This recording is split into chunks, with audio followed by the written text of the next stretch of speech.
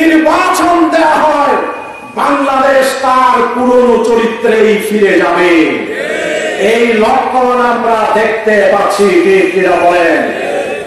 রাজনৈতিক দলগুলোর কেউ কেউ এই সময় দিতে রাজি না হলেও বাংলাদেশের মুক্তিকামী ছাত্র জনতা মৌলিক সংস্কারের জন্য প্রয়োজনীয় সময় সেই অন্তর্বর্তীকালীন সরকারকে জনগণ দিতে রাজি আছে। কিনা বলেন? সকল রাজনৈতিক দলগুলোর উপর নির্যাতন করা হয়েছে, কিন্তু সব থেকে বেশি নির্যাতন করা হয়েছে বাংলাদেশ জামাত ইসলামীর উপর। বাংলাদেশ জামাত ইসলামীর আমির, secretary general, assistant secretary general, নির্বাহী পরিষদের সদস্য এই বাংলাদেশের জাতীয় মুক্তির জন্য যারা জামাত ইসলামী যাদেরকে তৈরি করেছিল, শুধু বাংলাদেশ নয়, আন্তর্জাতিক ভাবে যারা মুসলিম উম্মার নেতৃত্ব দেওয়ার মতো যোগ্যতা রাখত, মাওলানা মতিউর রহমান নিজামী শহীদ, শহীদ আলী হাসান মোহাম্মদ মুজাহিদ, শহীদ আল্লামা দেওয়ান হোসেন সাইদি, শহীদ কামরুজ্জামান, শহীদ মীর কাসেম আলী, শহীদ আব্দুল কাদের মোল্লা, এই সকল মানুষগুলো বাংলাদেশের সীমানা পেরিয়ে আন্তর্জাতিক পর্যায়ে নেতৃত্ব দেওয়ার মতো পার্সোনালিটি ছিল, যোগ্যতা সম্পন্ন ছিল। আজকে তাদেরকে ছাড়াই বুক ফাটা আত্মনাদ নিয়ে আমাদেরকে ঈদ পালন করতে হয়েছে। হাজার হাজার লক্ষ লক্ষ নেতা কর্মীকে কারাগারে নিক্ষেপ করে রাখা হয়েছিল এবং আমাদের এই সংগঠনটিকে শেষ পর্যন্ত নিষিদ্ধ করে দেওয়া হয়েছিল। এক্সিকিউটিভ অর্ডারে অন্যায়ভাবে নিষিদ্ধ করে দিয়েছিল। আজকে এই দিন পর্যন্ত জামাত ইসলামী সরকারি secretary general ATM Azharul Islam এখনো মুক্ত বাতাসে ঈদ করতে পারেনি। আমরা আজকের এই সমাবেশ থেকে অবিলম্বে এটিএম আজহারুল ইসলামের মুক্তির দাবি জানাচ্ছি। সম্মানিত ভাইরা, এই দলটির উপর যেহেতু বেশি নিষ্পেষণ করা হয়েছে, এই দলের শীর্ষ নেতৃত্বকে যেহেতু দুনিয়া থেকে অন্যায়ভাবে বিদায় দেওয়া হয়েছে, এই দৃশ্যগুলো বাংলাদেশের মানুষ দেখেছে। এই দৃশ্যগুলো বাংলাদেশের মানুষ দেখেছে বলে যাদের উপর যত বেশি নির্যাতন করা হয়েছে, বাংলাদেশের মানুষ সেই দলটির উপর তত বেশি সমর্থন ব্যক্ত করছে, তত বেশি ভালোবাসা প্রদর্শন করছে। কিনা বলে? সম্মানিত ভাইরা, বাংলাদেশ জামাত ইসলামের ইতিহাসে সাদাবাদীর কোন চিহ্ন উদাহরণ করতে পারবেন না। বাংলাদেশ জামাত ইসলামের ইতিহাসে স্বজন প্রীতির কোন চিহ্ন উদাহরণ করতে পারবেন না।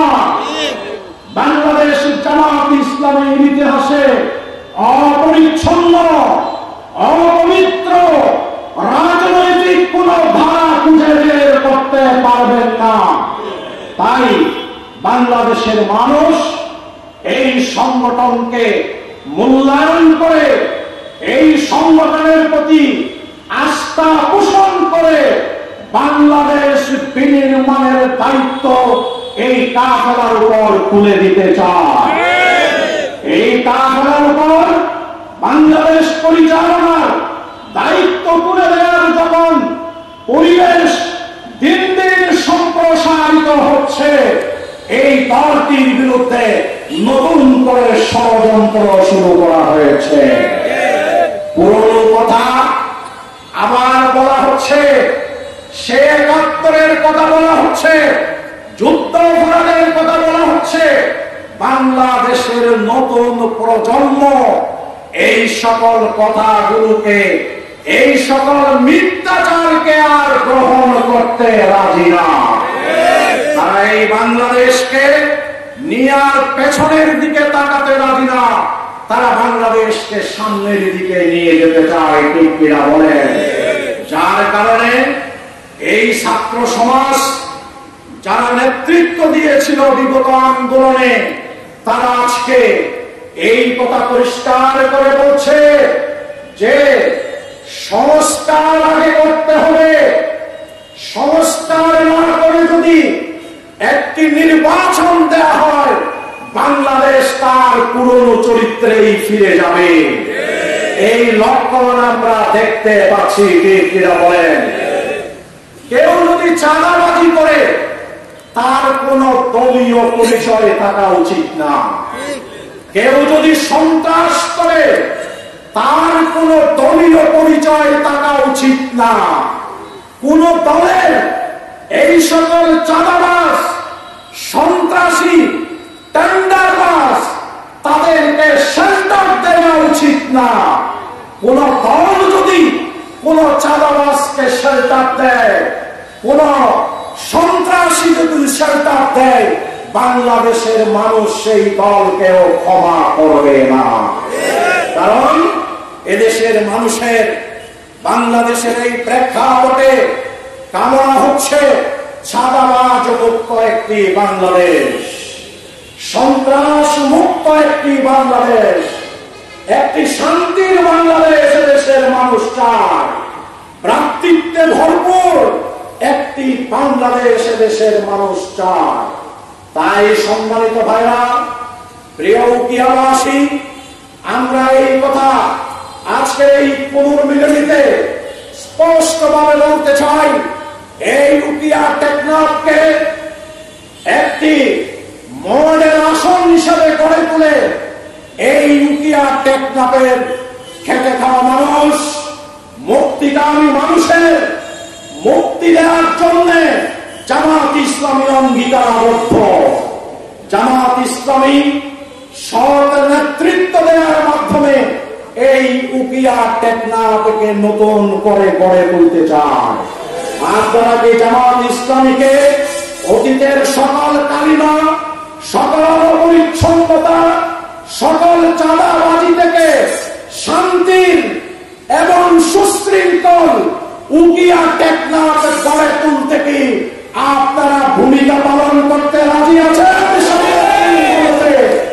সংগ্রামী ভাইরা আমার, আপনারা যদি রাজি থাকেন, তাহলে জামাত ইসলামীর প্রতি গোটা জাতির যে আশা এবং প্রত্যাশা তৈরি হয়েছে, তার ধারাবাহিকতায় এই উকিয়া টেকনাফ থেকে আপনারা আগামী পার্লামেন্টে যিনি গরিবের সন্তান, তিনি যদি এমপি হন, গরিবের দুঃখ তিনি বুঝবেন। গরিবের সন্তান না হলে গরিবের দুঃখ বুঝতে পারে না। এখানেই বলে যে আপনি কেন নির্বাচন করেন না? আমি বলি, আমি নির্বাচন করি না, আমি এমপি বানাতে বেশি পছন্দ করি, বানাতে আমি বেশি কমফোর্ট ফিল করি। এই জন্য এই গরিবের সন্তানটিকে আপনাদের জন্য আমরা এখানে পেশ করেছি। এই উকিয়া টেকনাফে গণতান্ত্রিক পরিবেশে যার ভোট, যাকে খুশি, যাকে ইচ্ছা দেয়ার পরিবেশ আমরা নিশ্চিত করব ইনশাআল্লাহ। এই গণতান্ত্রিক পরিবেশে যদি বাংলাদেশে আগামী নির্বাচন অনুষ্ঠান করতে হয়, তাহলে নির্বাচনী ব্যবস্থায় সংস্কার প্রয়োজন আছে। বাংলাদেশকে যদি সেই জুলাই বিপ্লবের চেতনার আলোকে, ইনসাফের আলোকে যদি তৈরি করতে হয়, প্রধানমন্ত্রীর অশেষ এই ক্ষমতা, এই ক্ষমতার ভারসাম্যের প্রয়োজন আছে। প্রধানমন্ত্রীকে অসংখ্য ক্ষমতা দেওয়ার কারণে বাংলাদেশ বারবার সাফার করেছে। অন্তর্বর্তীকালীন সরকার মৌলিক কিছু সংস্কার সম্পন্ন করার জন্য রাজনৈতিক দলগুলোর কাছে যেই সময় চায় আমরা অনেকেই কেউ কেউ সেই সময় দিতে রাজি না। রাজনৈতিক দলগুলোর কেউ কেউ এই সময় দিতে রাজি না হলেও বাংলাদেশের মুক্তিকামী ছাত্র জনতা মৌলিক সংস্কারের জন্য প্রয়োজনীয় সময় সেই অন্তর্বর্তীকালীন সরকারকে জনগণ দিতে রাজি আছে ঠিক কিনা বলে। সুতরাং রাজনৈতিক দল নয়, জনগণ বিজয়ী হবে ইনশাআল্লাহ, এবং জনগণের বিজয়ের মধ্য দিয়ে সেই প্রয়োজনীয় এবং মৌলিক সংস্কারের মাধ্যমে আগামী যেই নির্বাচন অনুষ্ঠিত হবে সেই নির্বাচনে আমাদের আকাঙ্ক্ষার বাংলাদেশ গড়ে উঠবে।